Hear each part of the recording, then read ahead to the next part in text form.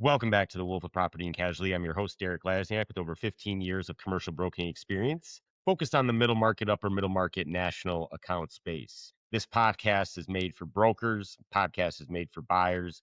This podcast is made for underwriters. It's practitioner led, no sales pitch, no products, discussion about what's going on in property and casualty. It's meant to give you a highlight into the brain of someone who did it at a very high level for a very long time and brought to you with an edge, with no motives, with no boundaries. Today's topic is a collection of things that I've been reading about for the last week or so. And this one is going to focus specifically on a component of cyber liability. I'm not going to call it just ransomware, but I am going to take a lean on HIPAA related organizations, healthcare related organizations, organizations that deal in health related PHI type information, because three stories have caught my attention in the last couple weeks that I want to just comment on. And maybe I'm raising awareness, but I used to work heavily in the health insurance cyber liability realm.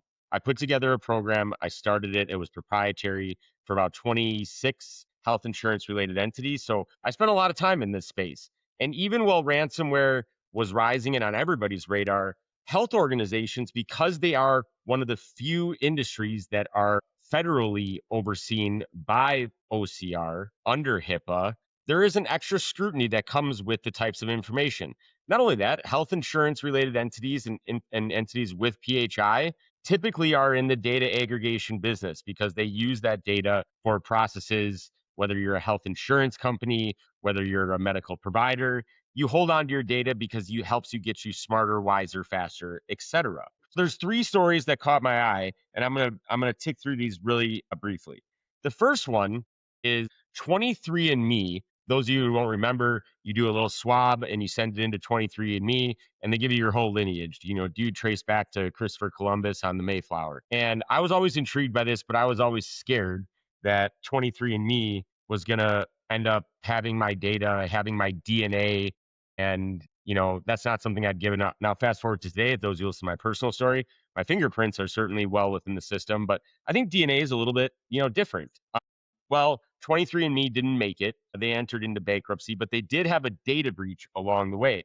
And what I found interesting about the 23andMe data breach is that the person in charge of the receivership, they've agreed to a $50 million class action settlement for, I think, a little over 200,000 individuals whose information was exposed. So think about that. That wasn't necessarily in a tough class state like California. I think this was in the Eastern District of Missouri. And so, what I would say related to a health related entity, if you got 200 and some odd thousand individuals and they're settling for about $50 million to fund the settlement fund, I would argue that the information that was stolen, what 23andMe had, name, DNA profile, probably health information, that would be a pretty extreme type of record, meaning it's not, for example, a dental record.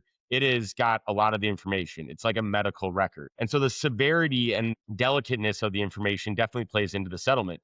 But $50 million divided by 225,000, if I'm a health related entity out there that's got a lot of information, I'm paying attention to this settlement because it's an opportunity to set the bar on what a price per record goes for when I have to settle with a class action. So these new cases that come out in certain jurisdictions, they're guiding you. If you're in the space of having a large stockpile of health information, they're guiding you as to what the going rate is for these. The reports out there that say every record's $150, those reports, in my opinion, they factor in too many different types of costs. They might be factoring in your ransomware payment plus settlement. These true settlement figures give you an average cost per individual. What happens to those settlement funds if after 9 months they're not all claimed? Because so and so who was part of the class action didn't call in and ask for their $4.80 check or whatever the number is. A lot of times you don't get that money back. A lot of times that money gets donated. So this was an interesting case because of the delicate nature of the types of data that 23andMe had, the fact that they were in bankruptcy, and the fact that we saw a $50 million settlement. I was also really, really frustrated with this because it says that 23andMe had about 5 insurance carriers and there's only about $13 million funded. I don't know if that's the extent of their insurance, but a company like that with that type of data that was on that meteoric rise, that's only keeping around $13 million of limit, that seems frightening to me. take a look at your limits. Your limits, especially in the soft market, it's the opportunity to buy up limits if you have this type of exposure. And I know they're bankrupt, but buying extended reporting periods and extending your policies through bankruptcy is one of the cheaper times that you can get the insurance done. So it's even more shocking if all they had was $13 million. Second news case that popped up to me. Everybody is, GLP-1s are everywhere. So the maker of Ozempic and Wegovy just got hit with a pretty bad ransomware data breach. And the bad actors, which is pretty common these days, they exfiltrated data. They said they were inside the system for 2 months and they scraped a lot of data. Everybody walking around on the streets right now, anybody loses 5 pounds, it's like, dude, are you on the shot? Are you on the shot? Are you on the shot? And one of the things that caught my eye when listening and reading this article is that the data they have includes patient data. The data they have includes a host of things related to new clinical trials. It's got a lot of shit. And maybe the scariest part for people who read this or come across this article, if they're secretly saying that exercise and a good diet is getting into shape and they're hitting themselves with the pin, maybe they're going to drop this out there because Nord, the company that makes it, said they didn't pay the $25 million ransom, and they're not going to pay it as of yet. That data gets dumped online or gets sold to the highest bidder, it's going to make news. These are the kinds of stories that catch. If all of a sudden there's 2 terabytes of data showing every prescription holder for Ozempic out there, you could see that getting picked up by social media. All of a sudden I can download a list and see which one of my neighbors, who's at my golf course, who's on the shot, who's not on the shot. This one could have a lot of memes attached to it, even if they don't want to pay the $25 million ransom. But I think it's really interesting, especially on the back of seeing 23andMe settle for $50 million. I can't imagine the amount of a settlement that would be involved in true medical PHI records like those of people who are on Ozempic and Wegovy if they refuse to pay and this information dumps out. I also thought it was interesting that this company, which you would think would have a huge budget, they're multi-billion dollar company, the bad actor said they were in the system for over 2 months. I would argue if I'm a bad actor, you stole the data. I don't know why you didn't hit them with the good old-fashioned ransomware that shuts all the system down in addition to stealing the data.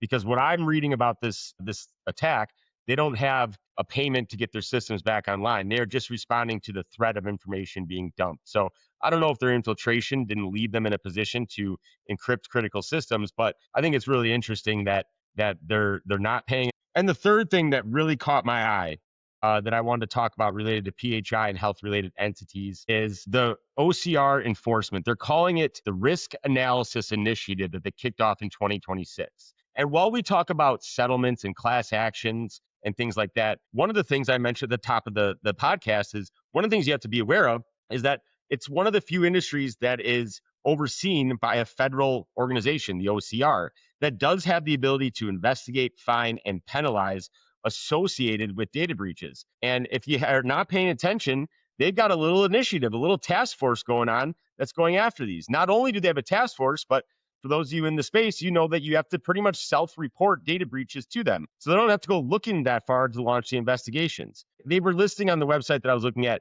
there was 4 settlements, and it was a combination of smaller, one was a women's health group, one was a imaging organization, one was another health group, and one was a benefits plan TPA. Together, the amount of records that were from these settlements with OCR was less than 500,000. The settlements for financial fines, they didn't break it out by which one, was over $1 million for those 4 companies. So don't forget about the federal fines that can come and take place if you're in the health information space. Don't forget about that because that's real money. The thing that I want to point out from a coverage perspective, brokers, if you're out there, listen up to this, is that every one of these settlements with OCR also included corrective action that needs to take place as a result of the settlement. So it's not just pay this fine. It also means that a corrective action plan. A cyber policy does not pay for betterment, meaning it's not going to fund all the things you do after your data breach to become a better company, even if it is mandated by the OCR. On the program that I worked on, but we built in language to say, in addition to just paying settlements and fines and penalties from a regulator, we also want funding as part of our limit to pay for ongoing action that is dictated, even if it is betterment, it's dictated by a regulator. So, for example, one of these settlements included a HIPAA compliance security risk analysis. For a large health insurance related entity, that's not going to be cheap. Written risk management plan. That's okay. I'm a broker. I could have written that for you. Revise and create HIPAA policies and procedures. Okay, not terrible. Train all the workforce members and submit to ongoing reports to OCR. All four of those things are things that if you are a health related information company, you're probably only going to be comfortable dealing with the OCR paying a third party to do that. You're probably going to have an attorney preparing the documents, and you're probably going to pay a specialized consulting firm to do the work. So think about those costs. Those costs could easily exceed hundreds of thousands of dollars depending on the size of your organization. An unmodified policy is not automatically going to pay for that because all those things make you better post loss. Those are betterment, and those things are not going to be covered. So if you are in this space and there is an initiative going on by OCR, check your policy. See if you have funding for this. It's an expansion of coverage. We were able to get a couple $100,000 limit to fund these activities for our organizations. The last thing, if you're in this space, this is where you wake up.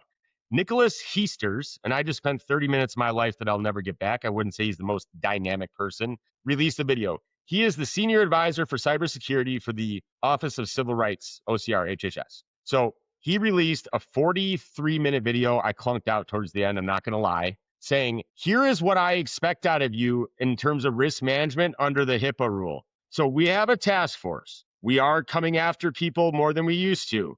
We are finding people.